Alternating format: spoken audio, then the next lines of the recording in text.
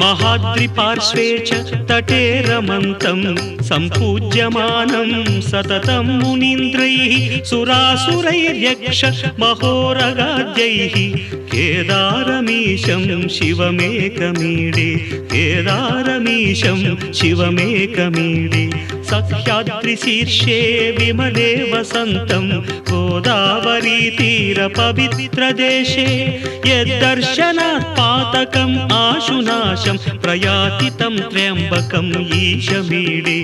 प्रयाति तं त्र्यम्बकम् ईशमीडे